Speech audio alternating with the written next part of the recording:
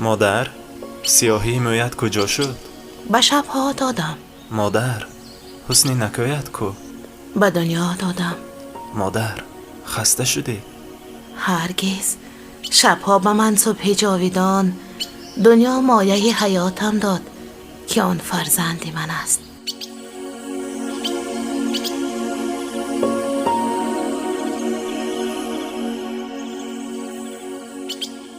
مادری مرا میشناسید؟ به تو مانند بود. او چگونه بود؟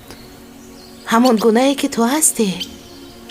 شاید آدمان دروغ میگویند. من او را ندیدم.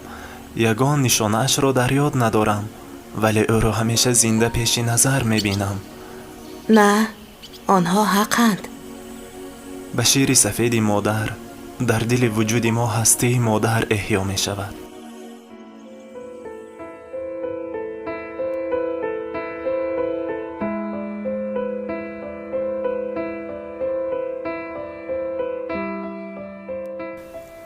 باری در دهه زنی دیوانه را دیدم.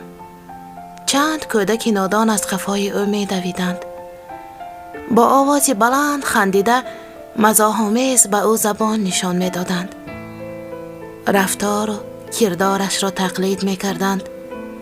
دیوانه آتشین گشت، خم شد و از زیر پا سنگ را برداشت و به طرف کودکان هوا دادنی شد.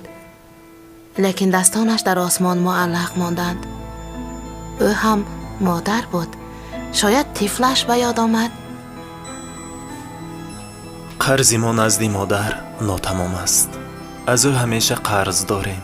قرضدار مهربانی، محبت و پرستاری، قرضدار دنیا، قرضدار روزهای نیک و زندگی خوب، قرضدار خوشبخت.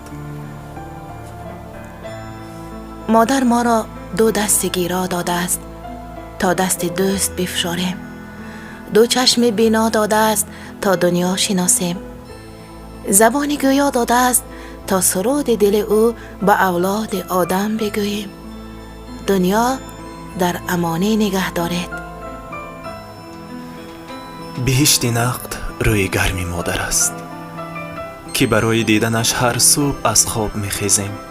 سجده به امیدهای مادر میکنیم که آن همیشه سبز و هستی عدل و انصاف است.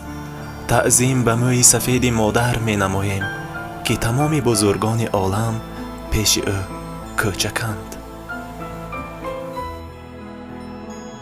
سختی و مشکلی به سر مادر آید هیج است اگر فرزند عصایش باشد. مادر دم پیریش طفلی را میماند که محتاج مهر و نوازش است. فرزندان دم طفلی خیش به یاد آرید. مادر خود میباید شد. من مادر شدم. گویا که زمین و زمان شادمان است. شب نخستین سر گهواره طفلم نخفتم. ای ماه، به نوری که از روی طفلکم میریزد حسد مبر. آخر تو در آسمان ستاره داری و من در زمین کودک دارم. طفل نابینا مادر خود را به چشمان دل میبیند. او را از بویش با پلماسیدن دستچه های کوچکش میشناسد. ناخلفان بینایی هستند که به دو چشم بینا مادر خیش نشناسند. دستی که بوی طفل به آن نشسته دستی نرم و قوت بخش مادر است. در این دستان تقدیر آدم، تقدیر دنیاست. تصنع به چنین دستان مادر که بهر نیکی و خیرخواهی عمر به سوی فرزند دراز می شوند. چی بوی خاصه در طفلک نوزاد من. بوی خوش او در خانه هم عطر نایاب است. ای آن که با امید دیدن بهشت عمر زحمت کشیده ای. طفلک مرا نگر که حسن بهشت دارد و آغوش من پر از بوی بهشت است. طفلک من قدم‌های نخستین به زمین می‌گذارد. شادیانه ده ای زمین مادر بزرگوار. این نقش نو فرزند انسان برای توست. بگذار انجامش نیک باد. ما زندگی را به چه قیمت بزرگ احساس می‌کنیم. هر طفل برای مادر زندگی نو است. گاهی آفت و بلا نام مادر به زبان میاریم. چه اجازه است در این نام که درد ما سبک می شود و آفت ما دور می گردد. به نظر مادر می نماید که فرزند او زیباترین، خوشبختترین دنیاست. او حق. کاشف این معنی، این حسیات عمیق و نازک تنها دل بزرگ مادر است که قانونهای آن به عاقل‌ترین عالم دنیا پنهان است. به چشم مادر که طفل نوزاد در آغوش دارد، همه چو طفل او خوب و زیبا میتابد. طفل کشاینده قلف خصلت‌های نجیب است.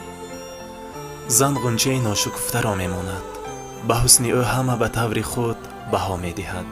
تنها فرزند حقیقت شکفتنی زن است. شاید کوهساران بلند هم زمان مادر بودند، وگرنه چرا از دل آنها چشمه و رودها جاری است تا عمر پیکر زمین پاک باشد. گناه های فرزند را تنها مادر می بخشد. آن همچو برف به کوه دل مادر می ریزد که آفتاب بهارش آب می شود. روی مادرم را ندیده ام. احساس در دلم طغیان می کند که ماه تنها گرد مانند اوست.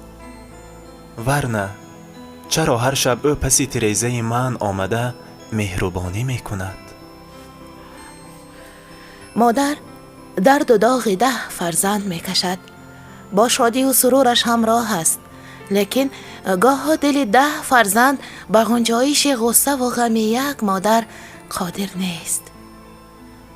گل یکتای بستانم، فروغی صبح خندانم، شباهنگی شبستانم، مقدس مادری جانم. تو فیضی خانه دلها، کلامت پند عاقلها، زی تو رویده کاملها، مقدس مادری جانم.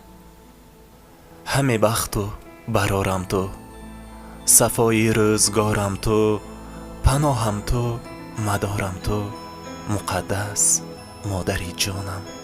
تو را پیوند جان گفتم، شهنشاه زمان گفتم، جهان جاودان گفتم، مقدس مادری جانم.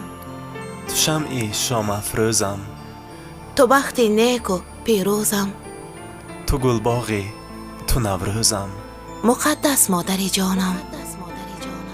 مقدس مادری جانم. مقدس